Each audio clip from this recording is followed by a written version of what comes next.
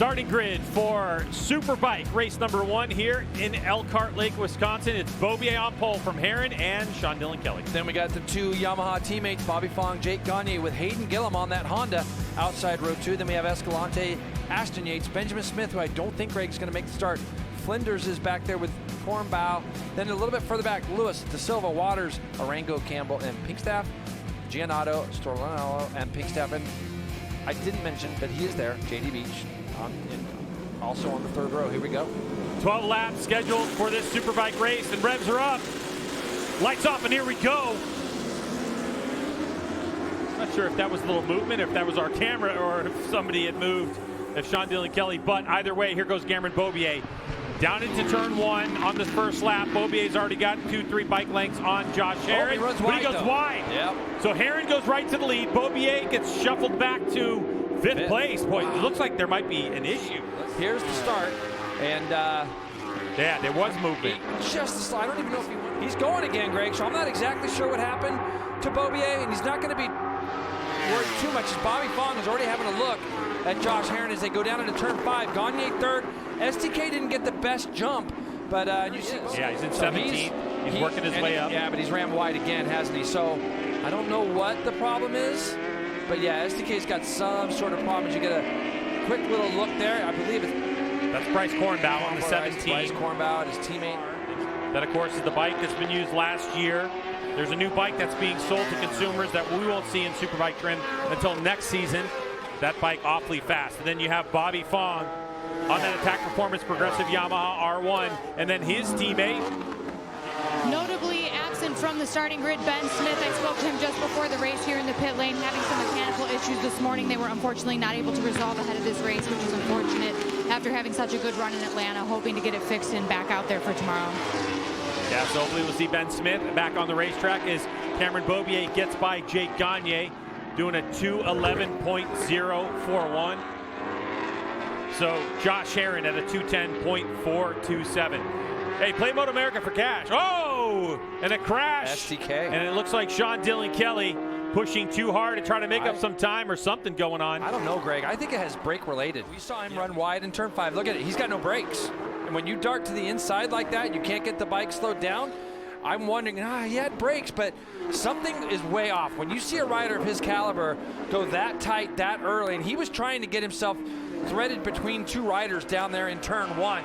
Something weird was going on. Hayden Gillum, new swing arm this week. They're slowly getting this Honda of Gillum built into a Superbike. JD Beach had a stock 1000 race a little bit earlier, but right now they're locked together as they head down into turn 5. Teammates on the real steel Honda. Both of them are on a Honda CBR 1000 RR-R SP, but more data. Back to this battle. Here we have 27. That is Ashton Yates and JD Beach. So these two Honda CBR 1000 RRs getting after it. Right now, Greg, they're running 6th, 7th, and 8th as Hayden Gillum has gone up the road a little bit. As we look here, 2:10.3 for Herrin. Herrin does his personal best fastest lap, and it was quicker than the two behind him. So he has now responded as well to that gap coming down between 1st and 2nd. And Cameron Beaubier, 2:10.4, so he was 4/10 off, but he did do the fastest third split. So Cam gained 2/10 on both the guys in front of him in that last split.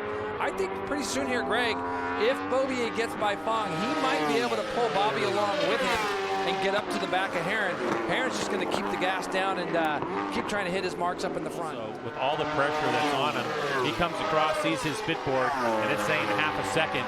He's cranking out those laps. But Bobby Fong, like you were talking about, Jason, just grabbed 0.6 of a second back from the leader, Josh Herrin. And Cameron Beaubier, his forward progression has stalled. So he goes 2:10.7, exactly the same as Josh Herrin. So Bobby will let that thing roll through there. As you can see, this is what I'm talking about. He'll get it in there, get the bike slowed at the apex, get it up off the edge of the tire early and get on it. Bobby will be, his line, Greg, out of there is much more rolling through the middle of that last sector, or the chicane. And you can see it when they're really close to each other. Bobby Fong has lost a lot of time, Greg, in that first part of the lap. I wonder if he got into turn 1 a little bit too deep, because now look who's there. Well, there definitely was a puff of dirt that came off the back wheel of one of those riders. Look at that. Yeah, so a 31.2 versus a 30.6 in sector number 1. for Bobby Fong. He's lost all kinds of time. 0.6 of a second just in that first sector. So Bobby might have made a mistake. JD Beach is pulling his Honda off the track right now. That looks like it's going down towards in the turn 3 area. So for Beach, it looks like his race. If he drafts Bobby, he will then draw Bobby down that next straightaway. It'll be a thing if Bobby can stay in the draft of the BMW, because I really do fully expect the number 6 to go past Bobby Fong as they come out of this last corner and drag race up this hill. We're coming up to 3 laps to go. Herrin just has head down. I haven't seen Josh look back one time, and here comes the BMW. It pulls alongside of that attack Yamaha and goes past. Now for Bobby, he's not going to be worrying too much. His importance now, get out of turn 1 behind Beaubier the best he can. More importantly, get out of turn 3. Josh Herrin's board is going to tell him what is going on. So as they go, it is a 2:10 flat for Cameron Beaubier, fastest lap of the race, so half a second gained on the number 1. And let me tell you right now, Beaubier's in deep. That's going to be his. I don't think he's going to come back from this one, Greg. That's going to be his race 1. So he gets himself into turn 1, makes a mistake. He goes 2:10 flat. You see this Bobby Fong. You give that guy as much respect as you can, but that move changes when you see the 6. Herrin saw the 6 on his pit board for the first time. Goes fastest split in the first split, as you said. Gained over half a second just in that split alone, and he's not going to know that. He'll probably see plus 1.5 instead of plus half, and it's going to be the number 50 on the board, not the number 6. One more lap to go for the Warhorse HSBK Racing Ducati rider. Number 1 plate, your reigning national champ, Josh Herrin, and does it again. Only 1/10 off of his fastest lap of the race. This is how you do it, kids. That's what he does. He just responds. He responds to things like that, and when somebody gets by him, he fights right back usually. Now, for Beaubier, he's going to do everything he can to catch Bobby Fong, try to get that 20 points back, Greg. But Bobby is so strong right now, and I think that it's going to take something special. But I think Beaubier is going to have the time. He's going to drop. He's close enough right now where he's going to feel the draft. Not to pass him down in turn 5, but just to draw him a little bit closer. Yeah, so Beaubier has had a rough race. The beginning got really weird. He dropped back to what, maybe 5th place, 6th place, and then he was able to claw his way back. But the difference between 2 laps, he was doing 2:10s, and he did a 2:12 after that mistake into turn number 1, where, by the way, when he got onto the curbing, he lost the front and was able to save it. So Beaubier put himself in danger even after he was running off the track. And you see how much dust there was out there, how dirty that part of the track was. But the heat in the tires and those kind of things would definitely help him as he ran off and got into that dirty part of the section of the track, or off the track, I should say. And now he's just going to put himself in this mode to try to gain as many points as he can, Greg. And really, by the time they come through or out of Canada corner, I expect Cameron to be on the back of Bobby Fong and then try to draft him up that front straightaway. Like Beaubier understands too, Josh Herrin, and we talked to Hannah about those first 2 races and how he was able to gain as many points as he did compared to last season. And we're getting into the stretch where Herrin and his motorcycle work really well together for the next few racetracks we go to, as Herrin has put on an incredible show on this final lap of competition. Canada corner, couple laps left to navigate for the number 1 plate to notch another victory in MotoAmerica Superbikes.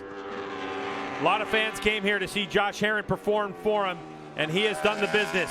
See if he has a little glance over his shoulder on the exit here, Greg. Sometimes not. He has been head down. I love it. He has been head down from the start as he gets ready to finish this race. Warhorse HSBK Racing Ducati rider Josh Herrin takes victory in race number 1, and to the stripe they go, and Bobby Fong able to hold off Cameron Beaubier by 0.009 of a second. So, like we've talked about, like he even said on the grid, we say it all the time because it's been kind of his narrative that, boy, by the time he gets here, he's ready to kind of get his season started. 2:10.3, Greg, as you're pointing out there on the left-hand side of the screen. And then also that 2:10.4 with 1 lap to go. That's pretty impressive to be only a 10th off. And he was able to improve a lot going on into this race. I'm not sure what changes they made to the bike, but Bobby was able to find a lot of speed compared to what we've seen this weekend. We heard early on that they've made a lot of changes to that bike over the course of the weekend. We'll see what they have in store for tomorrow. And on that note, to the number 1 again. Our coverage rolls on from Elkhart Lake, Wisconsin when we get back. Here's a look at the results. So at the end of the day, it's a 2.8 second margin of victory. Cameron Beaubier just losing out by 0.009 to that second place. Bobby Fong raced him to the line.